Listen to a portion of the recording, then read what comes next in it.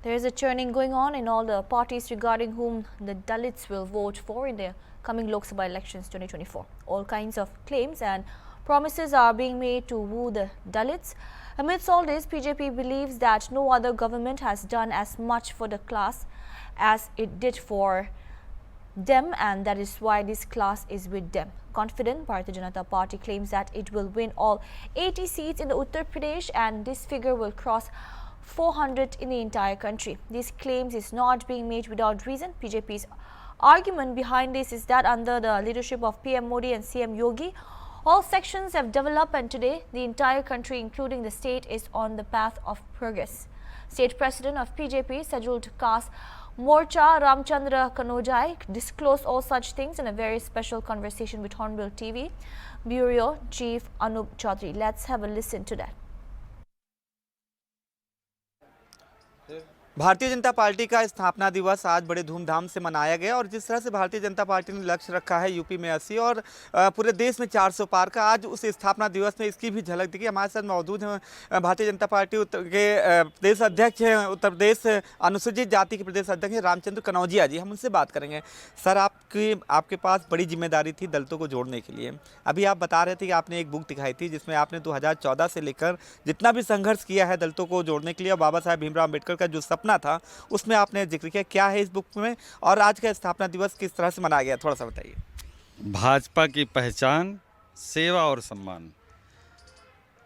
हम भारतीय जनता पार्टी और भारतीय जनता पार्टी के अनुषंगिक अपने मोर्चे, ये केवल भारतीय जनता पार्टी सेवा ही संगठन के नाम पर हम लोग सब उत्तर प्रदेश के अनुसूचित समाज की बस्तियों में जाकर एक अच्छी सी योजना बनाकर हमारे देश के प्रधानमंत्री आदरणीय नरेंद्र मोदी जी और उत्तर प्रदेश के परम पूज्य योगी आदित्यनाथ जी ने जो योजना बना करके ज़मीन तक इसको ले जाने का जो काम हमारे कार्यकर्ताओं ने किया है, जो इनका जीवन स्तर उठाने के लिए जो योजनाएं, लाभकारी योजनाएं इनको जो मिली हैं, उससे हमारा अनुसूचित समाज बड़ा गौरवान्वित है।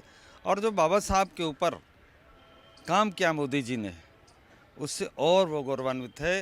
जो एक नारा दिया था काशी राम जी ने कि बाबा तेरा मिशन अधूरा, काशी राम जी करेंगे पूरा। तो काशी राम जी के जाने के बाद तो बहन जी ने हमारे यहाँ सब जातियों में बांट करके राष्ट्रवाद के मुख्यधारा से अलग करके उन्होंने जो काम किया उससे बड़ी नाराज़गी लोगों के अंदर है। लेकिन वर्तमान में हमारे देश के प्रधानमंत्री आदरणीय नरेंद्र मोदी जी ने जो राष्ट्रवाद की ओर इस भारतीय जनता पार्टी अनुसूचित जाति मोर्चा के लोगों को, ऐसे समाज को मुख्य धारा से जोड़ने का जो काम किया है वो बड़ा ही सराहनीय और लोगों के अंदर कहा था कि बाबा साहब तेरा मिशन अधूरा, हम सब मिलकर करेंगे पूरा। क्या वो मिशन जो है प्रधानमंत्री नरेंद्र मोदी पूरा कर रहे हैं? आपका कहने का मतलब यही है, दलितों को जो सम्मान मिल रहा है आज भाजपा की सरकार में ही मिला है? देखिए, बाबा साहब अम्बेडकर जी ने जो देश के लिए, समाज के लिए उन्होंने जो काम किया, जो उनके अंदर राष्ट्रवाद था, उन्होंने कभी जातिवाद नहीं, जो समाज के अंदर बुराइयां तो उनको दूर करने के लिए उन्होंने संघर्ष किया और संघर्ष में कहीं रक्तपात नहीं होने दिया बाबा साहब ने।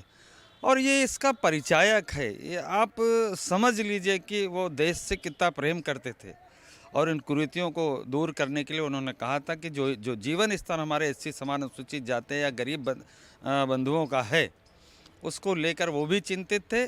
उनके दर्शन से प्रभावित हो करके आदरणीय नरेंद्र मोदी जी ने जो काम किया है इन गरीबों का जीवन स्तर उठाने का, चाहे आयुष्मान कार्ड हो, अन्न वितरण हो, प्रधानमंत्री आवास हो, वगैरह वगैरह तमाम प्रकार की योजना ली।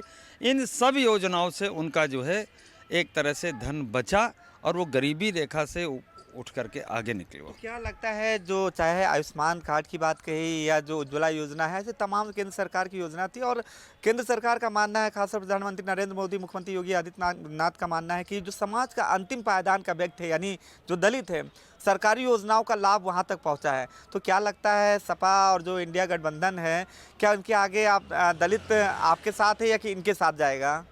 ये कहीं है ही नहीं, आप यकीन मानिए कहीं नहीं है। इनकी नीति और नियत में अंतर है। ये हमेशा झूठ बोल करके सत्ता पे हावी रहे। अब जब सच्चाई देश के सामने और जनता के सामने, अनुसूचित समाज के सामने जब आई तो उनकी आंखें खुली की खुली रह गई। अब वो बिल्कुल दो टूक शब्द कहते हैं, समाजवादी हो चाहे बहुजन समाज पार्टी हो चाहे कोई भी हो, कहते हैं मुझे किसी के संग नहीं जाना, मेरे लिए तो भगवान मोदी जी हैं, योगी जी हैं। अच्छा, भगवान मोदी जी, योगी जी हैं, इन सब के बीच कल कांग्रेस ने घोषणा पत्र जारी किया है जिसमें 25 गारंटी और 10 न्याय की बातें कही गई हैं। और उस घोषणा पत्र में तमाम तरह की तमाम सभी वर्गों को साधने की कोशिश की गई है, चाहे वो युवा हो, किसान हो या महिलाएं हैं। महिलाओं को तो 1 लाख रुपए सालाना देने की भी बात कही गई है घोषणा पत्र में। क्या लगता है जो कांग्रेस का घोषणा पत्र है, क्या कांग्रेस के लिए 2024 के चुनाव में संजीवनी साबित होगा, या जो आपका लक्ष्य है यूपी में 80 और पूरे देश में 400 पार का? मित्र, अभी आपने एक शब्द कहा कि जो इन्होंने एक घोषणा पत्र अपना जो जारी किया है और गारंटी कई चीज़ों के लिए, तो गारंटी सिर्फ अब वो देश की जनता मोदी पर मानती है, बाकी किसी को नहीं मानती है। अगर अगर किसी की वो विश्वास कर रही जनता, अनुसूचित समाज या पूरा देश, सिर्फ मोदी जी की गारंटी पर विश्वास है, बाकी किसी को गारंटी या ऐसे ही झूठ बोल करके सत्ता पे हावी हुए हैं और उन्होंने धमकाया है लोगों को, इस देश को लूटा है। और मोदी जी ने कहा है जिन्होंने लूटा उसे लौटाना पड़ा, इन्हें तकलीफ हो रही बहुत ज़्यादा। तो जो लक्ष्य है आपका वो पूरा होगा, यानी पूरा जनता, देश की जनता पूरा करेगी। और जब हम उनके बीच में जा रहे हैं तो उनके अंदर जो उत्साह दिखाई दे रहा है, कोई बोल नहीं रहा है, सिर्फ उन्हें सीधे से कहता मुझे मोदी जी चाहिए बस।